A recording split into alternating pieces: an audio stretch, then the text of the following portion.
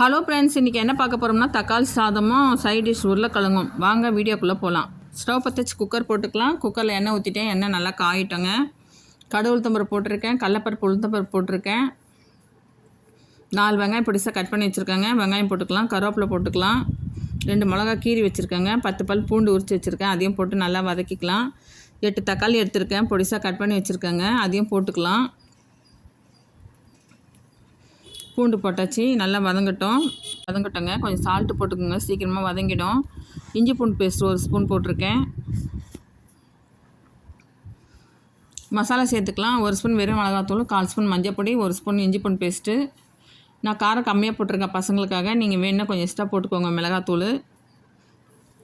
நல்லா வதக்கி விடுங்க. நல்லா வதங்கட்டும். இப்போ நல்லா வதங்கிடுச்சு. 1/2 கிலோ அரிசி எடுத்திருக்கேன். 1/2 கிலோ அரிசிக்கு 4 டம்ளர் தண்ணிங்க. 4 டம்ளர் தண்ணிங்க. தண்ணி நல்லா கொதிச்சோம்னா அரிசி போட்டுக்கலாம். இப்போ அரிசி போட்டுக்கலாம். அப்படியே மூடி வச்சிடலாங்க. விசில் போட்டுடலாம், 2 விசில். இப்போ அரிசி போட்டாச்சுங்க. குக்கர் மூடி போட்டு 2 விசில் போட்டுடலாம். 2 விசில் வந்து ஆஃப் பண்ணிடலாங்க. தக்காளி சாதம் செம்ம டேஸ்ட்டாக இருக்குங்க. நீங்களும் ட்ரை பண்ணி பாருங்கள். இப்போ 2 விசில் வந்துடுச்சு. தக்காளி சாதம் பாருங்கள், சூப்பராக ரெடி ஆகிடுச்சு. செம்ம டேஸ்ட்டாக இருக்குங்க. இப்போ உருளைக்கிழங்கு பார்த்துக்கலாம். உருளைக்கிழங்கு வேக வச்சு தோல் வச்சு வச்சுருக்கேங்க. மிளகாத்தூள், கொஞ்சம் புளி, மஞ்சத்தூள், சால்ட்டு போட்டு நல்லா மிக்ஸ் பண்ணி வச்சுருக்கேங்க. கொஞ்சம் புளி ஊற்றிக்கலாம். இப்போ ஸ்டவ் பற்ற வச்சு கடாய் போட்டுக்கலாம். கடாயில் எண்ணெய் ஊற்றிக்கலாங்க. எண்ணெய் நல்லா காயிட்டும். இது நல்லா மிக்ஸ் பண்ணி வச்சுக்கலாம்.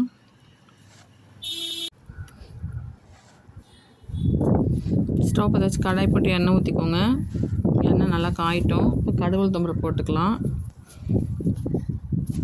கடுகு போட்டு இப்போ வெங்காயம் ஒரு 3 பொடிசாக கட் பண்ணி வச்சுருக்கேன். கருவேப்பிலையும் போட்டு நல்லா வதக்கிக்கலாம். வெங்காயம் போட்டு நல்லா வதக்குங்க. இப்போ இந்த உருளைக்கிழங்கு போட்டு அதில் சிவக்க வைக்கணும். கொஞ்சோண்டு மிளகாத்தூள் போட்டுக்கலாம். 1 ஸ்பூன் வெறும் மிளகாத்தூள் போடுறேன். அதில் லைட்டாக சால்ட்டு போடுறேங்க. நல்லா கலரி விடுங்க. இப்போ இந்த உருளைக்கிழங்கு எடுத்து அதில் போட்டுக்கலாம்.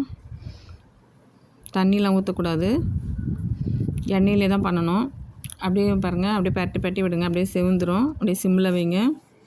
பாருங்கள், செம்ம டேஸ்ட்டான உருளைக்கிழங்குங்க. தக்காளி சாதத்துக்கு சைட் டிஷ் உருளைக்கிழங்குங்க. செம்ம டேஸ்ட்டாக இருக்குங்க. நீங்களும் ட்ரை பண்ணி பாருங்கள்.